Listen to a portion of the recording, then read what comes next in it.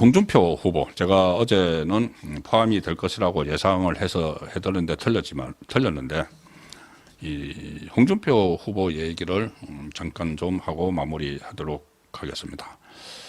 홍준표 후보는 사실 뭐 모래시계 검사 이렇게 드라마 있었죠. 드라마 모래시계 검사의 거기서 모델 인물이다. 뭐 이런 이야기가 그때 뭐 정설로 되어 있습니다. 과거 검사할 때 저쪽에 호남에서 강력부 검사를 하면서 무슨 뭐 조직 폭력배 소탕한 이런 일화들도 이제 홍준표 전 후보에게 많이 있었죠. 그래서 그때 이 김영삼 정부 때 박철원 의원이라고 기억을 하실 겁니다. 박철원 전 의원, 육공 항태자라고 불렸던 박철원 전 의원의 슬롯머신 사건, 그 사건을 수사를 했습니다.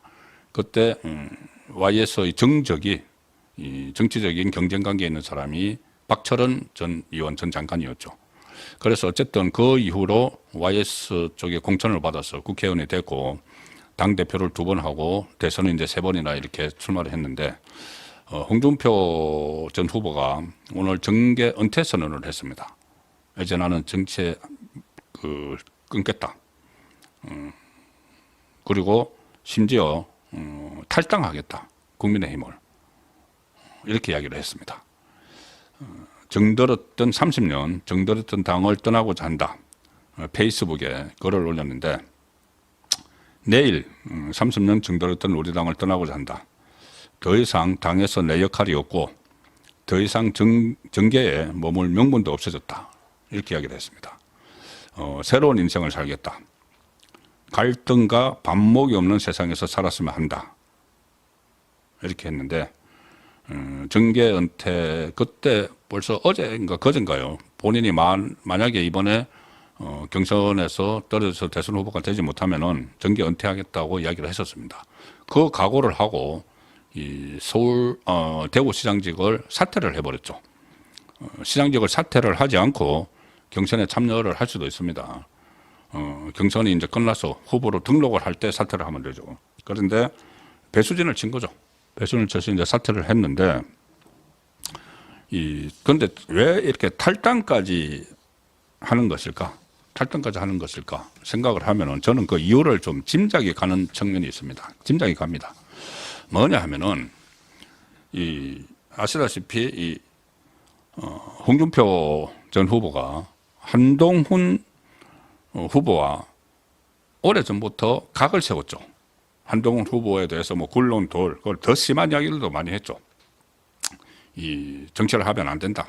뭐 이런 이야기도 계속 했는데 그 이야기를 한 핵심 이유를 저는 짐작을 합니다.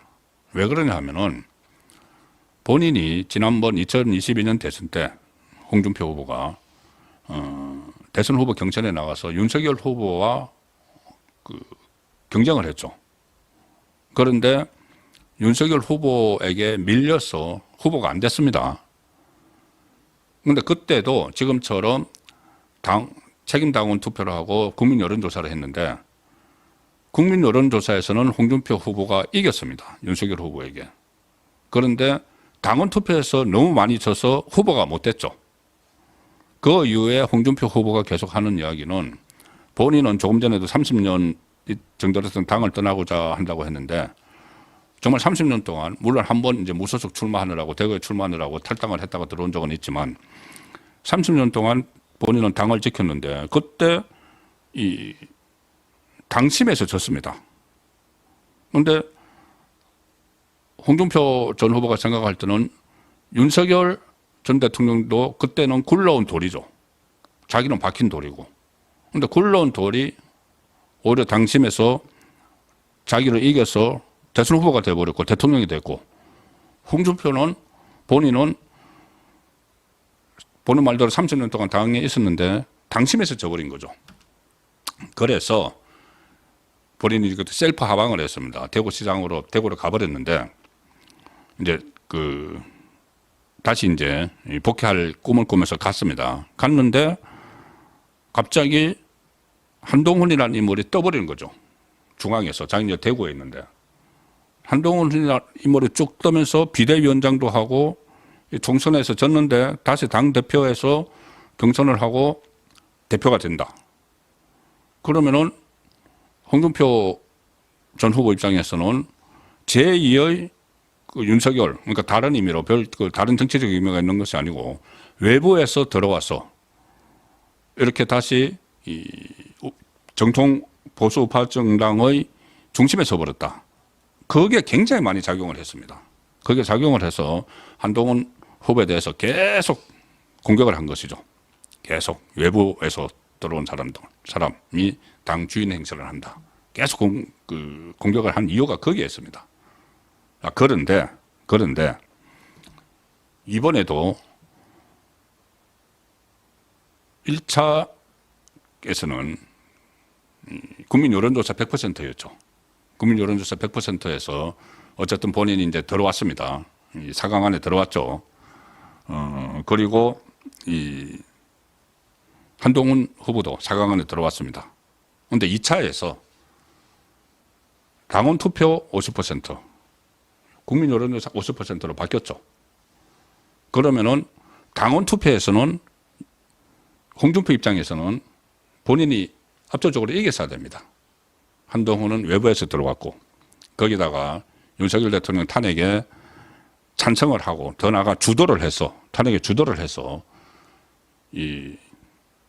지금 이런 상황이 됐는데 조기 대선하는 상황이 됐는데 그러면은 당원들이 굉장히 그것을 거부를 할 줄 알았죠. 거부를 할 줄 알고 당원들은 탄핵에 반대를 한 이 홍준표를 선택해 줄 것이라고 아마 생각을 했을 겁니다. 제가 직접 들은 이야기는 아니고 제가 그전부터 쭉 취재를 해왔으니까 그 과정이 충분히 이렇게 그림을 그릴 수가 있는 거죠. 그런데 이번에도 책임당원 50%가 들어왔는데도 본인이 탈락을 해버렸죠. 그래서 아마도 이 정계 은퇴 선언뿐이 아니고 아예 그냥 탈당을 해버리는 거. 물론 뭐 정계 은퇴를 했는데 당적 가지고 있으면 뭐 하느냐. 그런데 그것은 나중에 천천히 뭐 해도 되고 당적 갖고 있는 게 뭐 큰 의미는 없는 건데 탈당을 하겠다고 이렇게 선언을 한 것이 그런 좀 서운함 뭐 이런 것이 있기 때문이 아닌가. 그 생각으로 제가 오늘 양강전에서 탈락을 하고